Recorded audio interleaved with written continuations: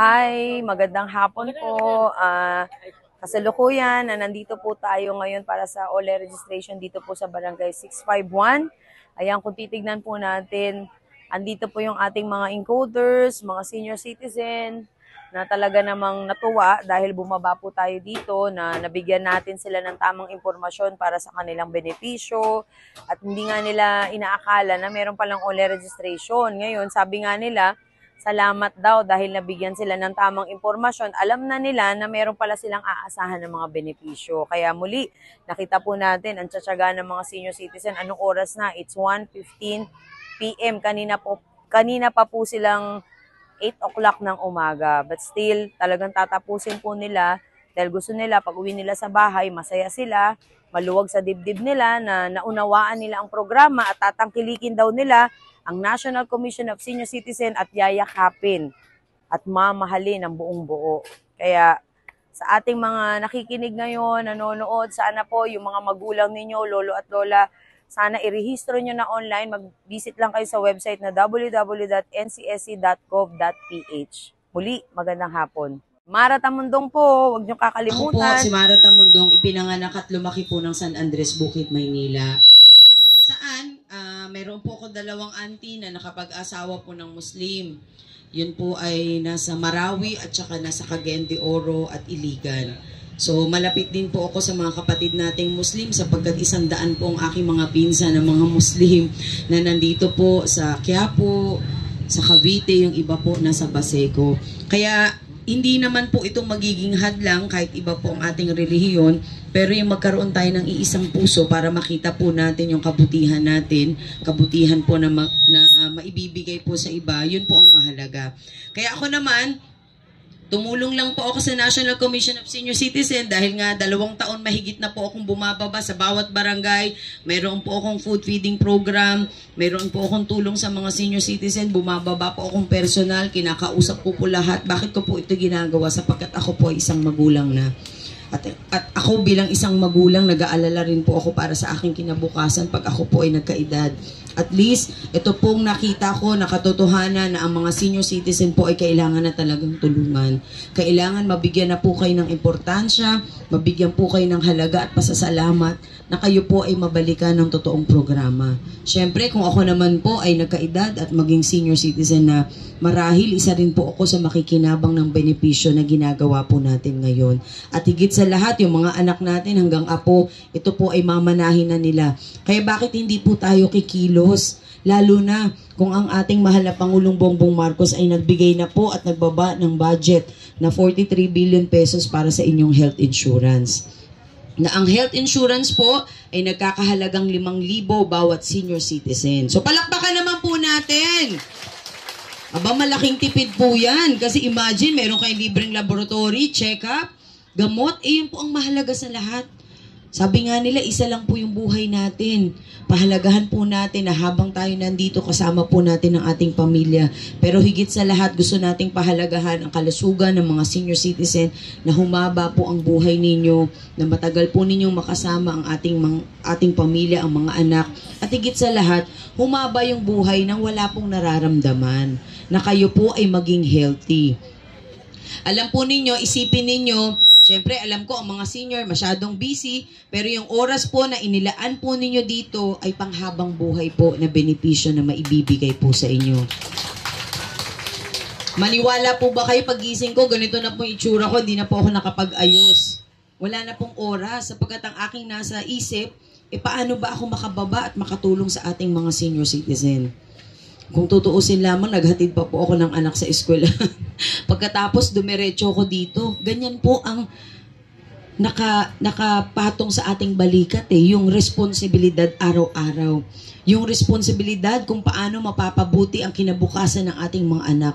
Pero hindi natin dapat kalimutan ang nag-alaga sa atin. At yun po ang mga senior citizen na katulad po ninyo na talagang dinanas ang lahat, nagpakahirap, lahat ng oras ibinigay.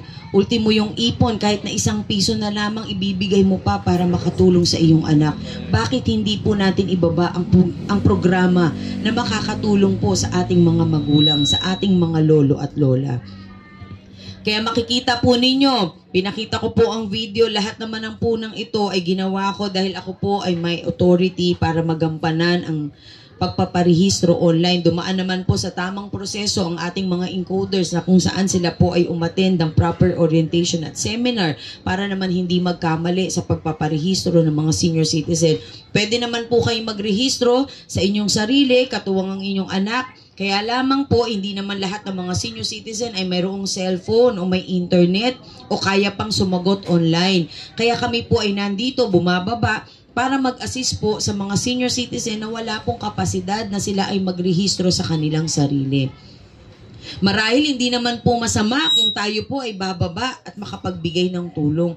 Dahil sa tagal na pong panahon, ako po ay 46 years old na, wala pa ho ako nakita na programang totoo, kundi ito po ang programa na makakatulong para sa inyo. Sabi ko nga, ako po naging isang munting bata. Maraming salamat po. Hindi ko po naranasan ang food feeding program. Hindi ko po naranasan na tayo po ay binabaan para tumulong, para tulungan. Sinasabi nila, si Mara Tamundong isang politician. Paano po ako magiging isang politician? Hindi naman po ako nakaupo. Ako po bilang isang individual na tao na nagmamalasakit lamang at gusto ko pong makatulong sa mga nakakatanda. Siyempre, hindi naman po masama. Dahil ako po ipinalaki rin ng aking mga magulang ng maayos, ng aking lolo at lola. Siyempre, pag lumaki po yung anak mo na mayroong pagmamahal sa kapwa, mas maganda naman yung pakiramdam natin na yung ating pinalaki ay naging mapagmahal sa iba. Kaya, paano magiging politiko pong isang tao? Kung mangangampanya ako, napakaaga naman, 2 taon mahigit na, namaos na po ako. Pero yung pangangampanya na binababa po natin ay pangangampanya ng totoong pagmamahal para sa kapwa. At yun naman ang talagang hinahangad po natin. At siguro naman sa tagal ng panahon, kailangan din po natin ng totoong tao na siya pong maglilingkod para sa atin kahit wala pong kapalit. Hindi natin kailangan hintayin na mayroong kapalit o mayroong posisyon.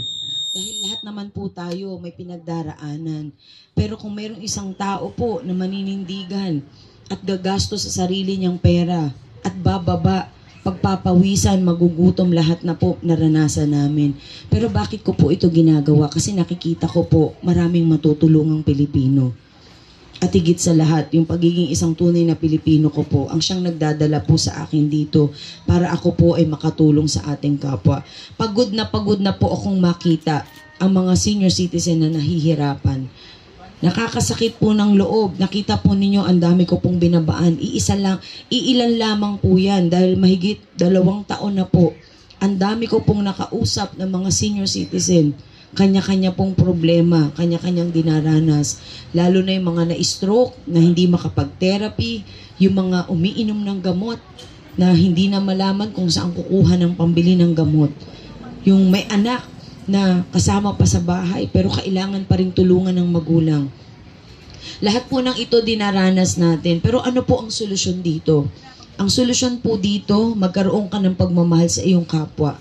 Para kung marami kang blessing na natatanggap, ito ay madali mo ring ma-share sa iba. Hindi ka magdadalawang isip. Hindi ka mag-iisip na ang pera ay para sa sarili mo. Dahil ang pera nauubos, material na bagay. Pero ang pagmamahal po ay hindi mauubos kailanman. Kaya ito po ay pinaiiral ko lamang para makatulong at magkaroon naman ng talagang pagbabago. Hindi po ba kayo napapagod na kayo po ay namomroblema sa araw-araw? Hindi po ba kayo napapagod pumila para lamang sa kakaunting tulong din na naibibigay? Nakakapagod po pagising mo sa umaga kung paano mo babudgetin ang iyong pera sa pamamalengke. Ni halos kulang na lang ata pati yung sarili mo. Yung damit mo lahat na maisanla mo para makabili lang ng pagkain. Napakahirap po ng buhay. Kaya ako po, napakaswerte ko lamang sapagkat binigyan po ako ng pangalawang pagkakataon na makita ko po ang katotohanan sa buhay natin. Nararanasan po natin kumakalamang ating sikmura, pero nakangiti pa rin tayo kapag lumalabas. Naririnig natin yung kapitbahay natin na namatay dahil hindi po nakakainom ng gamot. Naririnig po natin yung mga kapatid natin na hirap na sa buhay, pero wala namang pong tumutulong. Kayo po ba, ipagkakait ba natin itong bagay na tayo po ay makakatulong sa iba, hindi lamang sa ating sarili? Kaya sabi ko nga po sa inyo, halos makipagbunuan po ako sa bawat pagbaba ko. Dahil syempre, hindi ko naman po itatago sa inyo, pinupolitika po yung aking ginagawa. Pero ang mas inuuna ko pong intindihin ay yung kalagayan po ng mga senior citizen. Mapagod na tayo sa kahirapan. Naku po, mapagod na tayong ma-stress. Dapat lahat po tayo pantay-pantay na magkaroon ng opportunity na mabuhay pa ng matagal at malusog. Kaya ito pong programa ng National Commission of Senior Citizen, kailangan yakapin po ng mga senior citizen sapagkat ito po ay tahanan nyo na. Magpasalamat po tayo na ito po ay itinatag para sa inyo. Dahil katulad ng sinasabi ko, ang mga senior citizen, lalapit kung saan-saan. Para ka ng pulube kung saan-saan ka lalapit. Pero dahil kayo po ay maehensya na, hindi na po kayo maliligaw. Ang opisina po ng National Commission of Senior Citizen ay nasa Malacanang lamang po. Pwede po kayong dumulog doon kung may mga problema o meron po kayong mga gustong ilapit. Dahil ito po ay tahanan nyo, lahat po ng senior citizen ay welcome po dito. At pwede nyo makita ang kanilang mga programa, ma-update po kayo sa kanilang ginagawa, mag-visit lang po kayo sa kanilang website na www.ncsc.gov.ph. Ito na po yung pagkakataon ng mga senior citizen natin na magkaroon naman kayo ng totoong ngiti sa inyong mga mukha. Sayang naman ang kagandahan. Sayang naman ang kagapuhan. Kung hindi dahil po sa mga senior citizen, wala pong maratamundong sa inyong harapan. Kaya hindi po ba ako magpapasalamat sa lahat ng ginawa ng ating mga senior citizen? Natural lamang, balikan po natin at ibigay din po natin yung pagtulong na mabalikan po natin yung mga taong nagmahal sa atin. Kaya para sa mga senior citizen mo na nandyan, hello po sa inyo. Ang programa po ay nandito na para sa inyo. Huwag po kayong matakot o mangamba dahil ito po ay makakatulong po para sa inyo. Lalo na po may mga panibagong batas na para sa inyong benepisyo. Dito po sa OLE registration, tulungan po natin ang NCSC na malaman at maitala po ang kabuuan ng mga senior citizen. Dahil ang 43 billion ay dapat direktang mapunta sa mga senior citizen. Papayag po ba kayo na hindi mapunta sa inyo yan? 43 billion po yan. Sumasakit man ang ulo ko ngayon. Pero mas gusto ko pong sumakit ang ulo ko na makita na kayo po ang makikinabang dito. Papayag po ba kayo na hindi malista ang inyong pangalan? O halimbawa po, katulad ngayon, nasa almost 5 million pa lang po ang mga nakarehistro na senior citizen. Sa 5 billion lang ba mapupunta yung 43 billion? Baka kung ano-anong pangalan na lumabas dyan. Mickey Mouse, Donald Duck, diba? Doraemon, lahat na iba-iba na. So mas gugustuhin ko po na ang pangalan nyo ang totoong nakarehistro. Kaya pagpaumanhin po kung bakit nagtsatsagarin po ako talaga at kinakapalan ko na ang mukha ko kahit ayaw po sa akin ng ibang barangay, ang iniisip ko po yung kalagayan ninyo. Hindi naman ako papayag kung maging Malasyarong Cuneta na kayo, Gabi Concepcion, yun na nakalagay sa pangalan. Paano pag i-claim nyo na yung benepisyo nyo, wala kayo doong pangalan? Ito po bang ginagawa ko, masama po ba? Ako po ba ay nangangampanya? Ang kinakampanya ko po dito ay ang para sa inyo, hindi po para sa sarili ko. Wala man, sa totoo lang, ako po ay volunteer lamang. At ang lahat po ng ginagastos ko ay sarili ko pong pera. Hindi po ako tagapagmana ni Presidente. Ako po ay tumutulong lamang para maibaba rin ang programa po sa inyong lahat. At lahat naman po ng ito ay pinaghirapan ko. Pero sabi ko nga, iisa lang po ang buhay natin. At ang pera hindi naman natin madadala sa hukay. So dapat dalhin natin ang pera na makatulong po sa iba. Para tayo naman po ay magkaroon talaga ng totoong kaligayahan. Kaya para sa inyong lahat, sa mga senior citizen, ito na ang pagkakataon ninyo. Magkakaroon po tayo ng OLE registration ngayon. Huwag po kayo mag-alala sapagkat mabibilis po ang ating mga encoders. Nakapikit po yan kahit na nagre-rehistro sa sobrang bilis. Sasabihin nyo lamang po kung ano yung mga tanong doon. Sasagutin nyo lamang.